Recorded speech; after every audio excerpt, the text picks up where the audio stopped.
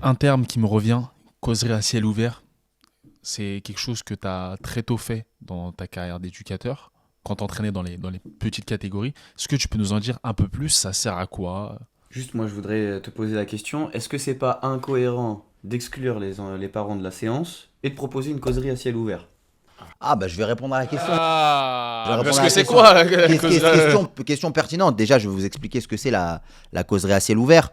La causerie à ciel ouvert, tout simplement, hein, c'est simplement une formule. C'est qu'à l'époque où j'étais responsable de l'école de foot sur un club d'Île-de-France, dans le couloir, j'avais laissé les parents être dans le couloir lorsque je faisais ma causerie dans le vestiaire. T'as autorisé les parents À être dans le à aller dans le couloir. couloir. À être D'accord. proche, ouais, approche. Jour de match, hein, je précise. Ok. J'ai autorisé les parents à être dans le couloir le jour des matchs et en fait la porte était entrouverte. Si bien que les enfants me voyaient mais ne voyaient pas leurs parents. Et les enfants n'étaient même d'ailleurs pas au courant que leurs parents étaient dans le couloir. Donc la porte est entrouverte de manière à ce que les parents puissent écouter la causerie d'avant-match. Les parents savent qu'ils doivent se taire, parce que s'il y a du bruit, bah, les enfants savent qu'ils sont là, et bah, ça ne fonctionne pas, puisque bah, ils se disent, ah, les parents, ils écoutent, et ainsi de suite. Donc du coup, moi, ça me permettait de transmettre le discours du jour, hein, qui était voilà, les objectifs tactiques, techniques, mentaux, physiques, et ainsi de suite, les valeurs sur lesquelles je les attendais, ainsi de suite. Et ça me permettait aussi de pouvoir passer des messages aux parents. Donc, le premier impact de tout ça, c'était que les parents, ils savaient ce que le coach avait demandé. Donc, ça évitait que sur le terrain, ils disent l'opposé à leur enfant. Bah, j'avais Nathan, par exemple, à qui je disais, bah, à chaque fois que ton gardien, il a la balle, je veux que tu t'écartes et que tu avances à telle ligne. Et ça évitait que son père, il lui dise, bah, décroche, par exemple. Tu vois, parce qu'il savait que c'était ce que je lui avais demandé. Ou que j'avais demandé à Ismaël de centrer à chaque fois qu'il avait la possibilité de centrer. Parce qu'aujourd'hui, j'avais besoin bah, qu'on travaille des situations de centre. Ça évitait que son père lui dise, mais pourquoi tu tires pas et tu fais toujours des passes aux autres? Mais il sait que c'est le coach qui lui a demandé. Donc ça, de un, bah, ça permettait que les parents tirent tous dans le même sens. Parce que s'ils étaient tentés, en fait, c'est gagnant-gagnant. Parce que si les parents étaient tentés de parler, en fait, c'était le haut-parleur de ma propre voix. Parce que le papa de Ismaël, qu'est-ce qu'il lui disait? Bah, centre. Et du coup, moi, c'est ce que je lui ai demandé. Donc du coup, on est sur la même fréquence. Donc c'est gagnant-gagnant. Deuxième chose que ça me permettait de faire, ça me permettait de passer des messages aux parents en parlant aux enfants. Anecdote, Des messages subliminaux. exactement. Une anecdote, tout simplement, je leur disais, écoutez, sur le côté, va y avoir vos parents, ils vont faire en sorte que ça se passe bien, vous inquiétez pas. Il n'y aura pas de problème, ils vont pas crier derrière la main courante parce qu'ils veulent votre bien. Du coup, des fois, je jetais un petit coup d'œil dans le couloir, j'en voyais un ou deux qui souriaient parce qu'ils disaient, bah, il nous a eu. Ils veulent que ça se passe bien, ils veulent que le match se déroule bien, ils veulent que les consignes que je vous donne, elles passent. Donc vos parents aujourd'hui, ils vont pas parler, ils vont vous encourager, ils seront contents quand vous allez faire ce que je vous ai demandé et ainsi de suite. Et du coup, bah, c'est vrai que c'était archi pertinent parce que bah, c'était même un petit jeu. Les parents, ils attendaient la causerie. Parce qu'à la mi-temps, j'ai laissé aussi. Certains matchs, non. Certains matchs, oui, ça dépendait. Des fois, le vestiaire est loin, on n'a pas le temps, puis ça dure 2 minutes. Mais quand j'avais la possibilité, à la mi-temps, voilà, je le disais. Ce qui était intéressant également, c'est que moi, en tant qu'éducateur, je ne pouvais pas dire n'importe quoi. Parce qu'on est tenté, on est éducateur, on parle aux enfants, bah, je vais pouvoir parler mal, je vais parler avec mon langage, etc. De toute façon, c'est des gosses, rien à secouer. Là, les parents, ils t'écoutent. T'es à découvert. T'es à découvert, les parents, ils t'écoutent. La maman d'un tel ou d'un tel est professeur des écoles, le papa de, tu vois, ils sont là, ils écoutent d'une oreille attentive. Puis je me rappelle, à une mi-temps, il y a un papa qui passe là, qui me dit, je suis curieux de savoir ce qu'il va dire l'éducateur quand son équipe perd 3-0 à la mi-temps, tu vois. C'était devenu un petit jeu, tu vois. Je reviens sur la question que m'a posée Rémi sur exclure les parents de la séance et la causerie à ciel ouvert. Les parents, comme je l'expliquais précédemment, c'est les exclure de la séance d'entraînement, la semaine. Le week-end, les parents, ils sont là. Pour moi, c'est la représentation. Ça n'engage que moi. C'est la représentation. Vous pouvez venir voir le spectacle. On a travaillé toute la semaine. Voilà le rendu. Vos enfants, vous avez vu ce qu'ils ont fait cette semaine. Ça, c'est le produit fini. Parce que finalement, le papa, la maman, qu'est-ce qu'il dit? Bah moi, j'ai envie de le voir, mon enfant. J'ai envie de... Mais est-ce que, encore une fois, dans d'autres sports, il y a des sports où les parents ne peuvent pas sur le ring. Tu fais de la boxe, les parents, ils sont pas derrière les cordes. Hein. Allez, allez, allez. Et à l'entraînement, le papa, il est exclu du gymnase, au judo, à la lutte. Il n'y a pas de tribune. Ils veulent travailler entre eux. Et je le comprends totalement. Et là, pour le coup, c'est de se dire, ben, laissez-nous travailler. Le papa qui se dit, moi, j'ai pas confiance, j'ai envie de voir, viens voir le week-end.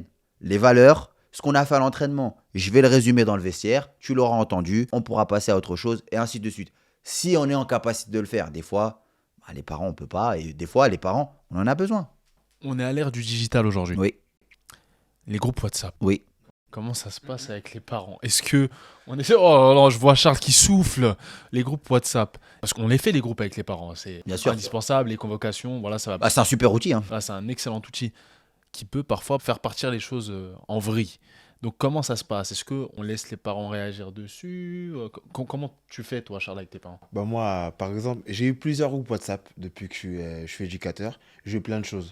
Par exemple, la première année, je me rappelle très bien, j'ai un groupe WhatsApp. Bah clairement, c'était un groupe...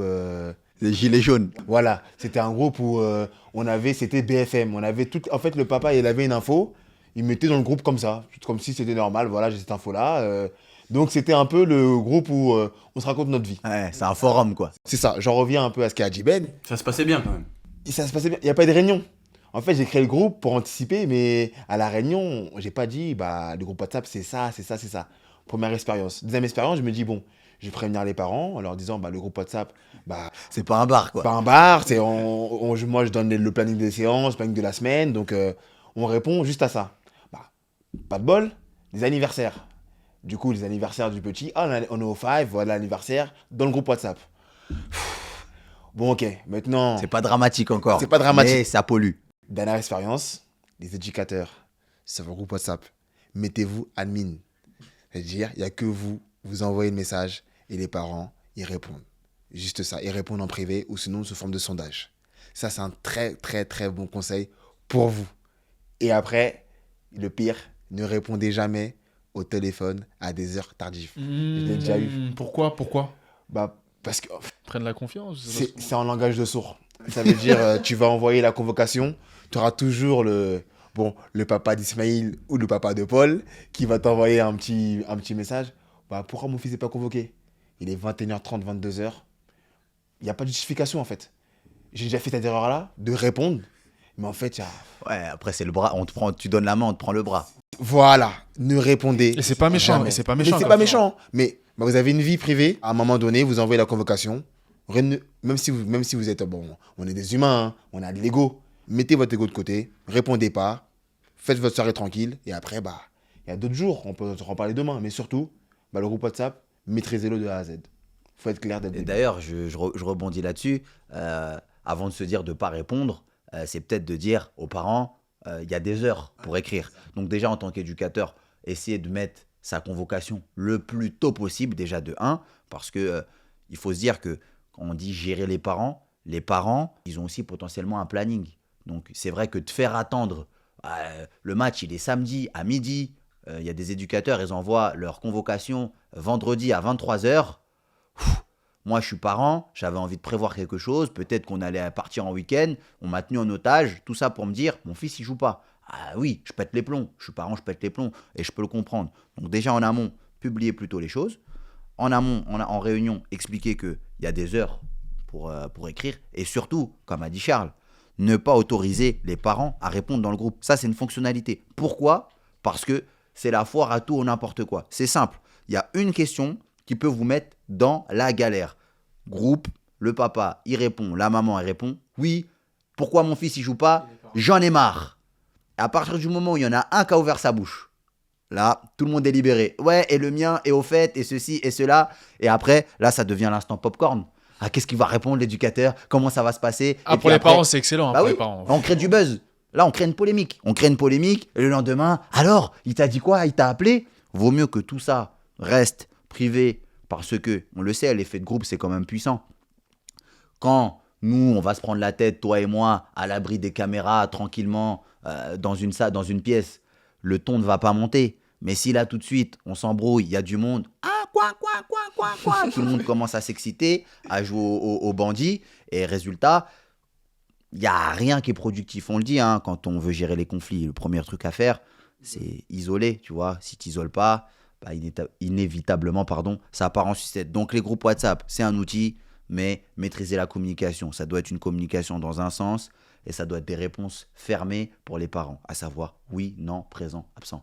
pas plus. Le reste, c'est en interne. C'est surtout pas divulguer des informations personnelles dans un groupe WhatsApp, parce qu'on a déjà vu, hein, tiens, voici l'évaluation de tel joueur, voici le bulletin scolaire de tel joueur dans un groupe, et puis tout le monde voit le bulletin, alors que ça ne regarde pas les autres parents de voir que Paul, il a eu un avertissement de travail, et tout le monde le voit, et ainsi de suite. Il y a des informations qu'il faut...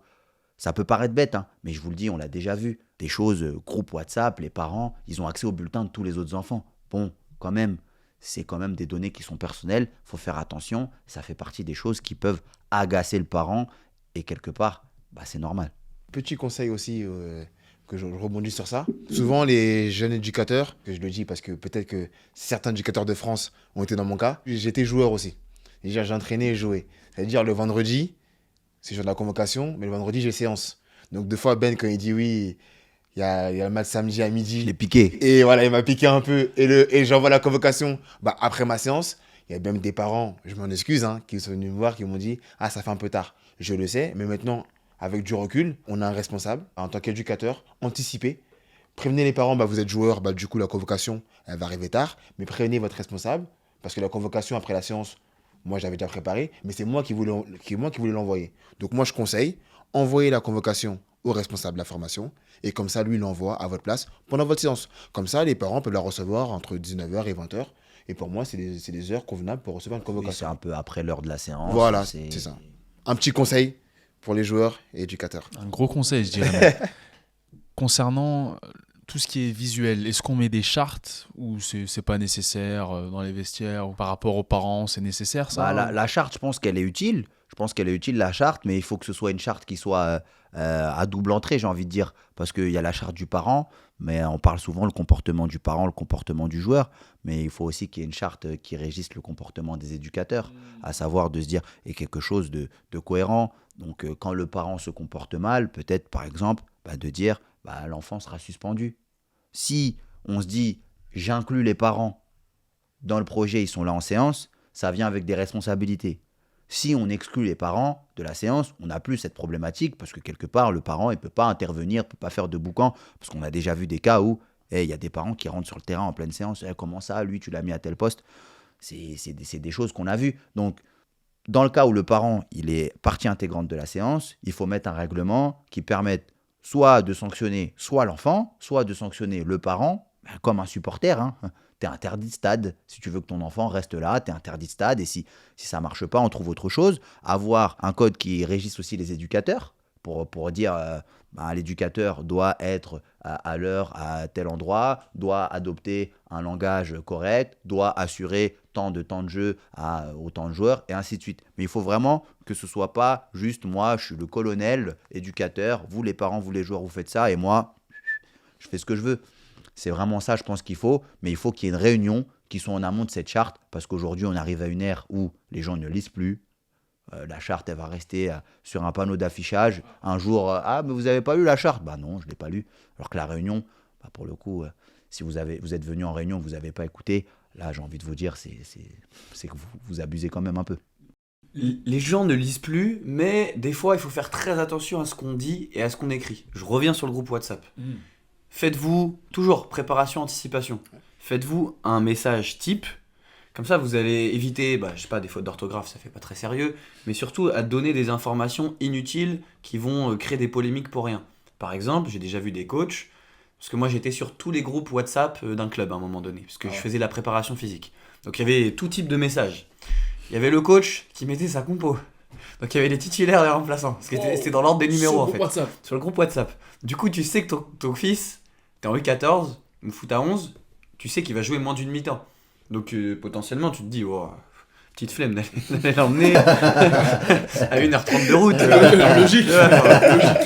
Donc ça crée des polémiques pour rien. Donc, premier conseil, ne pas mettre les joueurs sélectionnés. Soit on le dit, je sais pas, moi par exemple je joue en N3, le coach, vendredi soir, il dit vous passez tous dans mon bureau, je vous dis si vous jouez ou si vous jouez pas. Ouais, ça voilà. peut fonctionner aussi. Pas de traces. Et comme ça, il n'y a pas de problématique. Et on arrive le dimanche, on découvre qui joue avec nous. Hein. On ne sait pas avant. Après, on peut s'envoyer des messages. Mais au moins, il n'y a pas de traces sur WhatsApp. Autre chose, Ben, il en avait parlé. J'avais eu un responsable qui avait envoyé les bulletins des enfants sur le groupe WhatsApp, mais avec tout, hein, le comportement, les notes, les exclusions, les retards, les calls, tout. Et les parents, au début, ils osaient pas trop répondre. Mais moi, j'étais là, faisais mes études en tant que prof, j'étais choqué. Il y a un papa qui s'était plaint, en l'occurrence. Ça, c'est une erreur. Voilà, ça peut arriver, mais c'est des choses auxquelles il faut faire attention. Exactement. Donc, maîtriser sa communication pour pas donner trop d'informations non plus aux parents parce qu'ils vont s'en servir.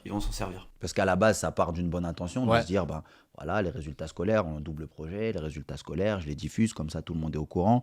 Mais il faut penser au cas où ça ne fonctionne pas. Parce que peut-être que sur 15 parents, il y en a 14 à qui ça ne posait pas de problème. Et il y en a un qui s'est dit, bah non, moi, j'ai pas envie. Hein. Il y en a qui aiment se tenir la main dans la rue, il y en a qui n'aiment pas, il y en a qui aiment aller tout nu à la plage, et il y en a qui n'aiment pas. Voilà. Mais il faut anticiper qu'il peut y avoir des problématiques venant de ce côté-là. Et pour revenir sur la réunion de début d'année, où le coach, l'entraîneur, l'éducateur, on appelle ça comme on veut, il va donner ses objectifs aux parents, voilà, pédagogie, scolaire et sportif. Il faut aussi que les parents ils soient au clair avec leurs objectifs à eux. Moi qui suis enseignant, une réunion de foot, il y a tous les parents.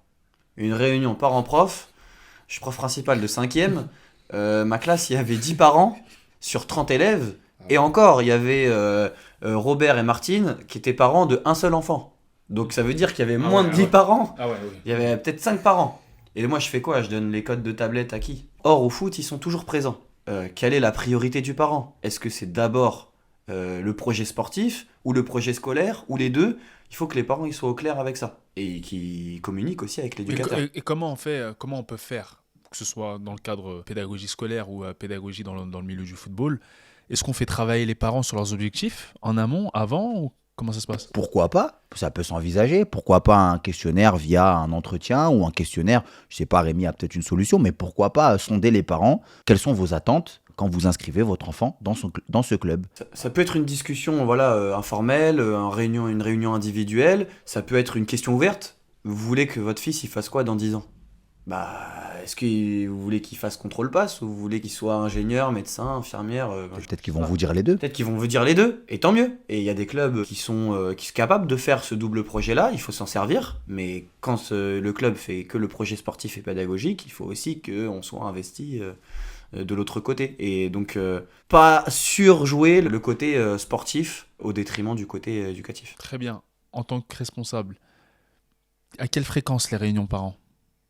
Les Idéalement. réunions par an, le minimum c'est 1. Le minimum c'est 1 au début de l'année. Ça, c'est une certitude. Après, moi, j'avais pour habitude d'en faire 3. 3 grandes réunions. Une réunion au début de l'année, une réunion à la mi-saison histoire de faire un bilan, et une réunion en fin de saison. Et même en cours de saison, faire des petites réunions vraiment très courtes. Quand je dis très courtes, c'est des réunions de 2-3 minutes. Ça m'arrive encore de prendre les parents dans le vestiaire, 2 minutes. Voilà, il y a des choses à vous dire. Ça dure 2 minutes. Je transmets les informations.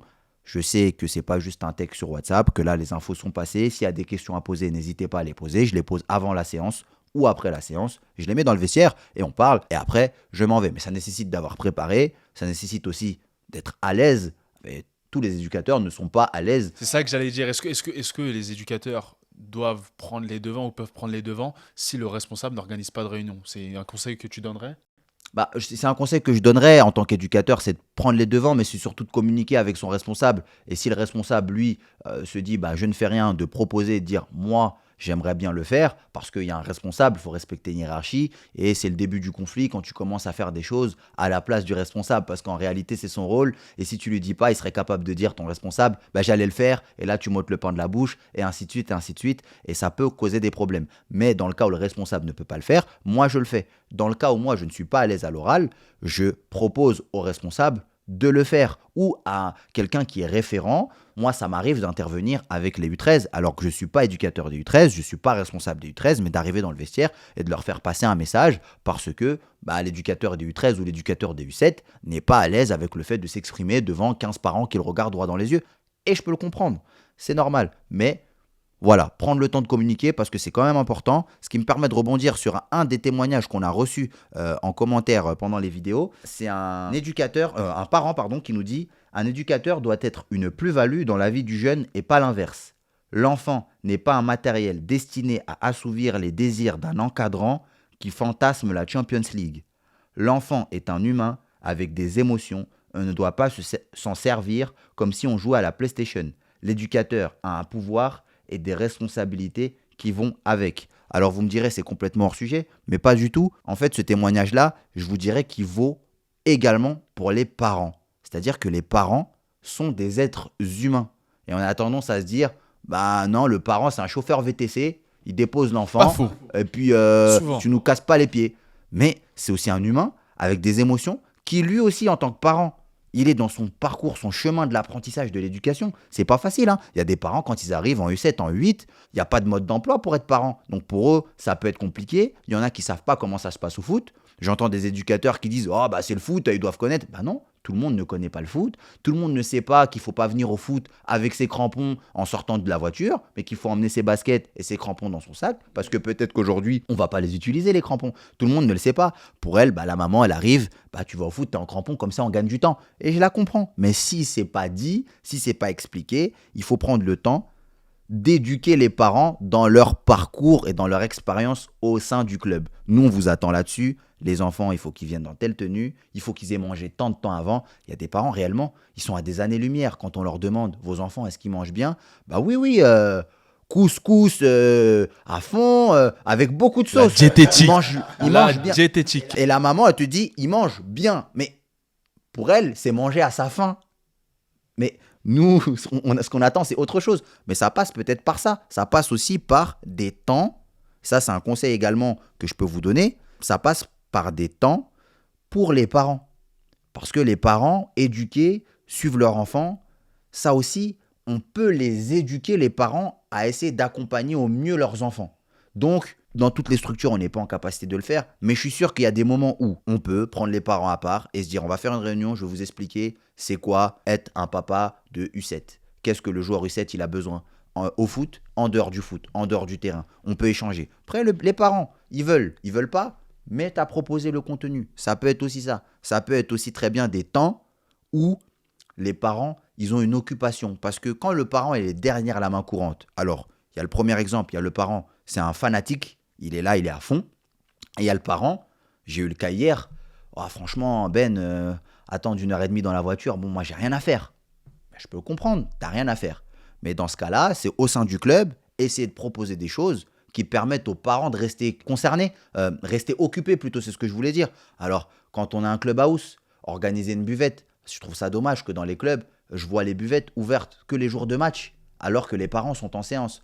Puisqu'on a admis les parents en séance, ouvrons la buvette pendant les Ce séances. serait du gagnant-gagnant en plus. Ce serait du gagnant-gagnant. Peut-être que de se dire, il fait froid, mais les parents, plutôt que de rester dans la voiture, le vestiaire des joueurs, peut-être que les parents auraient le droit de rester, c'est une solution, auraient le droit de rester dans le vestiaire des joueurs le temps de la séance et de créer ces fameux temps de cohésion dont parlait Rémi, à leur proposer, je sais pas moi, de leur laisser des cartes, des dominos, du café, qu'ils puissent échanger, qu'ils puissent jouer, qu'ils puissent s'amuser. Et ça éviterait qu'il y ait des paires de TN ou de New Balance qui se fassent voler dans les vestiaires. Parce que les parents, quand même, je pense qu'on peut leur faire confiance. S'il y a le parent d'Ismaël, le papa de Paul, qui vole la chaussure de Gertrude, bon, c'est qu'il y a un problème, tu vois. Là, c'est autre chose. Mais logiquement, il ne devrait pas y avoir de souci. Mais c'est de proposer aussi des choses pour s'occuper. Parce qu'avant tout, la séance, elle dure 1h30. Repartir à la maison, c'est quand même compliqué. Tout le monde n'est pas occupé en sortant du travail. Il y en a qui n'ont rien à faire. Le mieux que j'ai à faire, c'est regarder la séance. Et puis, une fois que je suis pris dans l'épisode 1 de la série, ça y est, je suis acteur. Et là, on se retrouve forcément avec des problèmes. Je pense qu'on a vraiment balayé l'essentiel ici. Donc on va pouvoir clôturer. En tout cas, messieurs, merci à vous. Comme d'habitude, je vous remercie parce que c'est pas forcément évident d'aborder ce genre de thématiques-là. Ça reste des thématiques qui, quoi qu'on en dise, sont tabous parfois, hein. Que ce soit les parents, les éducateurs, on a l'impression que c'est évident. Ça ne l'est pas du tout. Dans les clubs, ce sont des thématiques qui ne sont pas abordées du tout. Donc c'est aussi bien que vous puissiez apporter votre pierre à l'édifice. Merci beaucoup. N'hésitez pas à vous derrière votre écran. Comme d'habitude, on fait le boulot, on partage, on commente, on s'abonne sur YouTube, on s'abonne sur Insta. Ben, ne pas hésiter, vous qui regardez ces vidéos, qui êtes dans les clubs, qui êtes éducateur, qui êtes responsable de structure, si vous voulez qu'on échange, On est relativement joignable via la messagerie, via les commentaires. Si vous avez des conseils qu'on n'a pas donnés, que vous voulez mettre en commentaire, n'hésitez pas à les mettre. Des conseils que vous n'auriez pas compris ou des choses que vous voulez mettre en place dans vos clubs et que vous pensez que cette vidéo n'a pas apporté de solution et que vous êtes à la recherche d'autre chose, n'hésitez pas à nous contacter. On peut en discuter. On peut même se déplacer en l'occurrence pour venir voir un petit peu ce qui se passe dans vos clubs et essayer de trouver un terrain d'entente parce que pour le coup, nous, on est sur une structure où on a réussi, j'ai envie de dire, à 90% à gérer les parents, puisqu'on a toujours ce facteur X, c'est de l'humain, mais on a réussi à gérer les parents. Donc aujourd'hui, on en a fait un vrai objectif et on se ferait un plaisir de partager ces outils avec vous. Bien sûr, c'est vraiment un échange, c'est avant tout une interaction. On est là sur un format podcast, bien évidemment. Cela dit, que ce soit par le biais de commentaires ou par le biais du contact sur les réseaux sociaux, il ne faut surtout pas hésiter. Et c'est avec plaisir qu'on échangera avec vous. Merci à vous, passez une excellente journée et on se dit à très bientôt pour le Next Level Podcast. Salut Paul, salut Ismaël, salut.